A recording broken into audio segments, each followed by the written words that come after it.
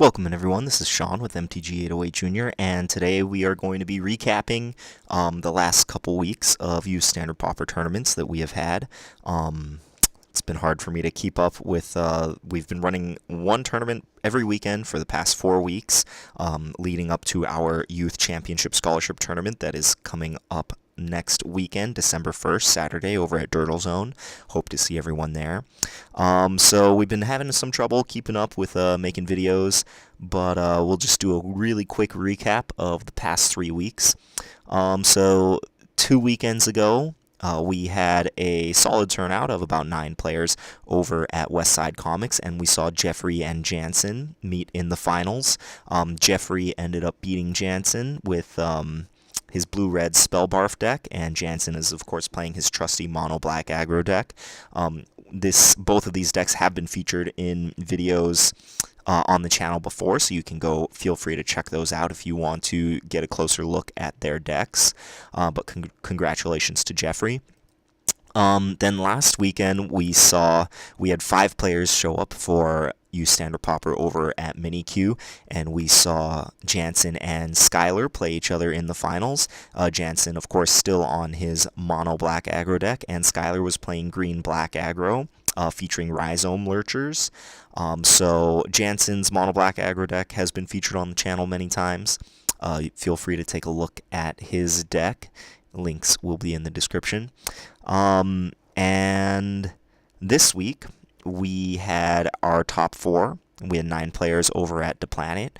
Our top 4 consisted of Christian Doria, who he came in second place at our first scholarship tournament back in May. He came out of the woodwork. We haven't seen him for a while. He came out of the woodwork today and just crushed today's tournament, going 4-0 in the Swiss, and then winning both of his top 4 matches to walk away with first, so congratulations to Christian. Ty came in second, playing a very unique and very simple Rat Colony deck. Best deck list I've typed up so far, covering the channel. Third place, we had Ava, not pictured here, but she was playing Blue-Red Wizard deck. And then in fourth place, we had Skylar, who changed it up to Green-White Tokens.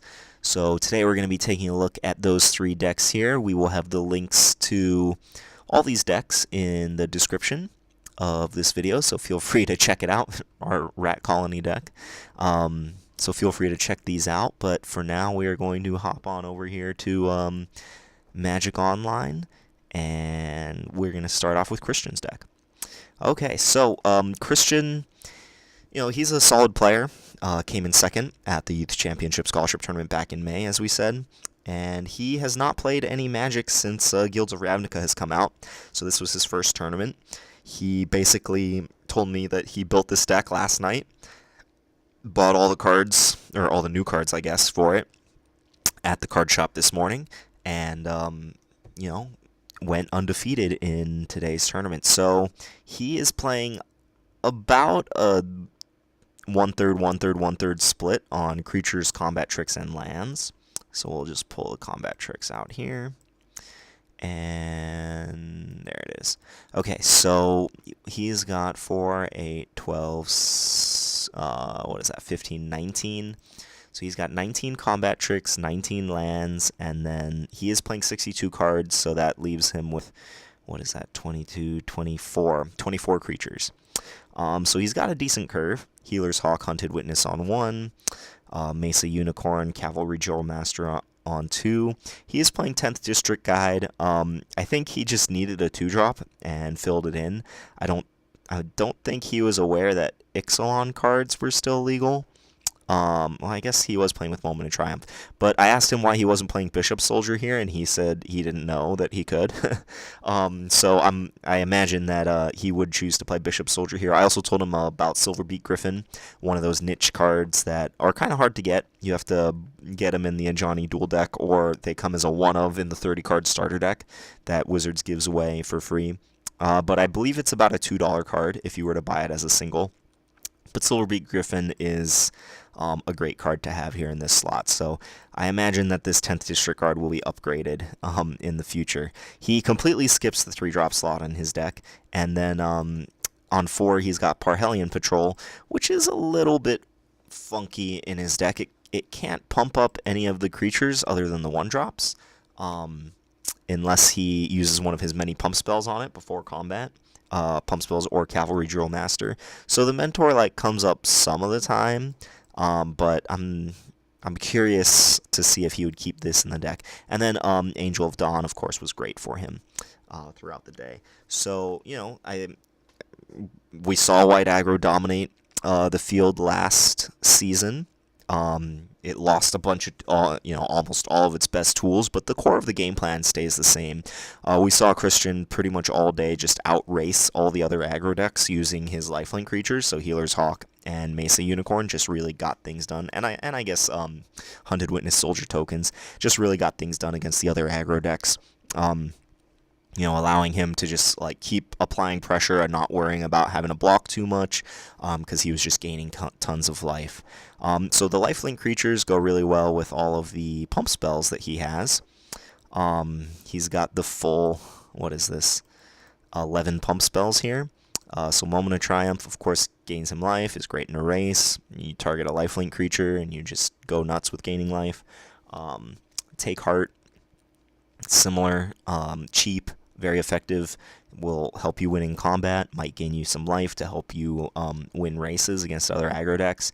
And then Adamant Will is pretty solid against decks with removal. So, these paired with his lifelink creatures, we just saw him kind of outclass all the other aggro decks today.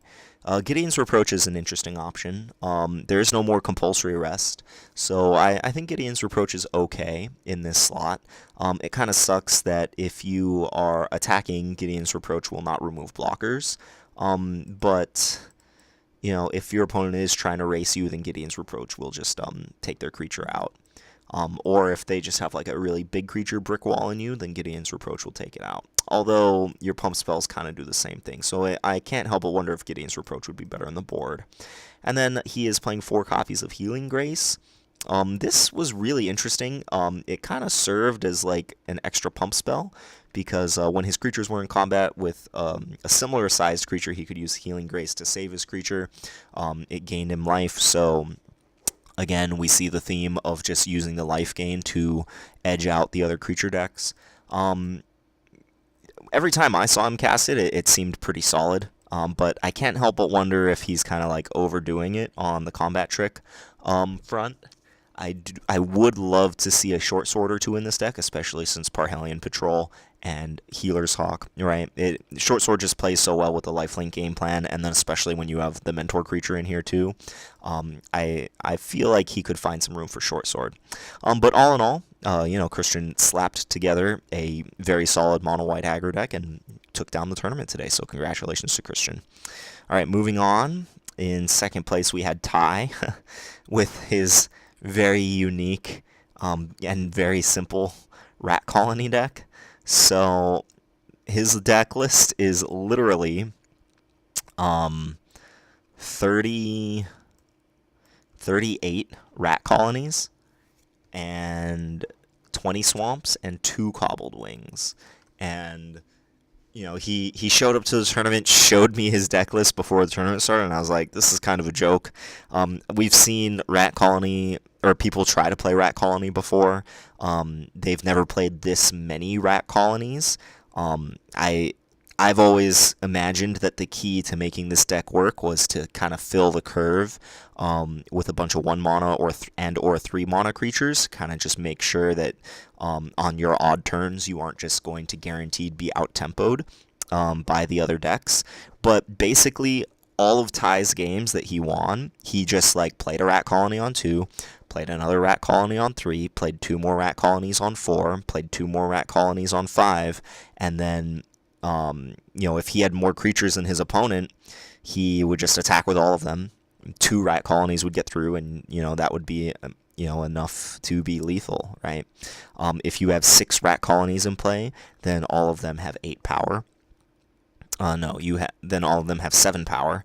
If you have 7 in play, then all of them have 7 power. Wait, no. If you have 7 of them in play, all of them have 2 plus 6. So all of them have 8 power if you have 7 of them in play, right? So we just saw him amass like a ton of them in play.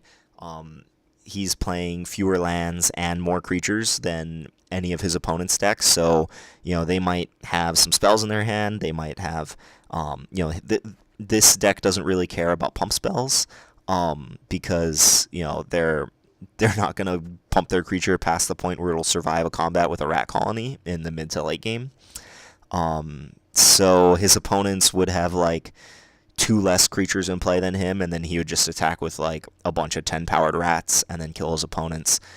Sometimes we saw him take to the air with cobbled wings, and that would change the math of a race, but basically Ty just like drew more creatures than his opponents did, and then eventually just attacked with like anywhere between 7 and 10 rats for the win.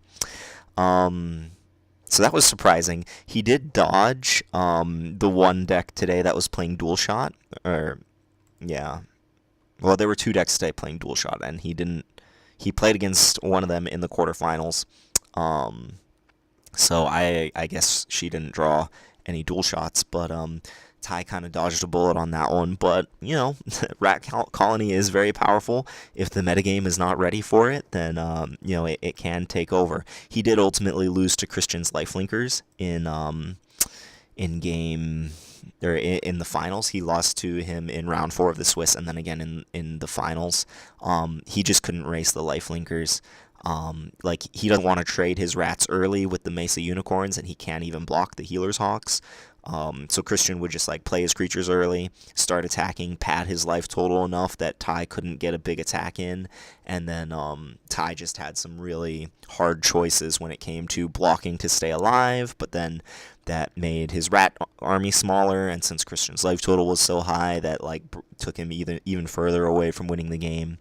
Having a kind of mono game plan deck like this makes it really hard to play nuanced games of Magic. But congratulations to Ty for coming in second place with easily the coolest deck that we have seen so far in our U Standard Pauper tournaments.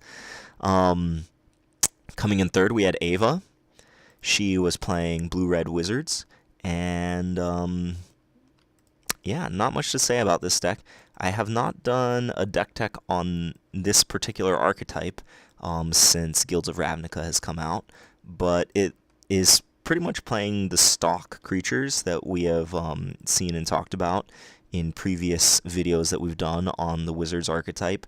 Some new additions. Viashino's Pyromancer was a new addition from M19. We saw the mono red decks that had a sub-Wizards theme kind of put Viashino Pyromancer to use. But then some new additions. Blue gives us, of course, Academy Journey Mage. Water Trap Weaver is a wizard and pretty solid. And then, of course, Omen Speaker here. I suggested to Ava that she put in Omen Speaker when she was struggling to beat some of the aggro decks, especially the white aggro decks. Having just a 2-mana creature that blocks, that counts as a wizard. It can attack if you're in a position for it to, and it just really smooths out your draws. So she was putting Omen Speaker to good use today. Got a lot of versatility out of it. And then Vidalcan Mesmerist, 2-mana, 2/1, Vidalcan Wizard from Guilds of Ravnica. When it attacks, target creature an opponent controls gets -2/-0 until end of turn. So she actually played against Kyle, was playing the Boros aggro deck today and lost to Ava, and he said Vidalcan Mesmerist just put him in a position where he didn't have any good blocks. He was just on his back foot, and then just didn't have any good blocks. So, Ava just playing a really solid kind of, control the board with removal, keep pressuring with aggressive creatures, Pyromancer, Journey Mage, Mesmerist, Weaver, Academy Journey Mage, just, plinking the opponent, pressuring their blockers, and then, just finishing the game. So congratulations to Ava, playing her very solid Blue-Red Wizards deck to third place. And then the last deck, rounding out the top 4, we have Skylar's Green-White Tokens. This list, I don't know if this is exactly what we had in our video featuring the deck.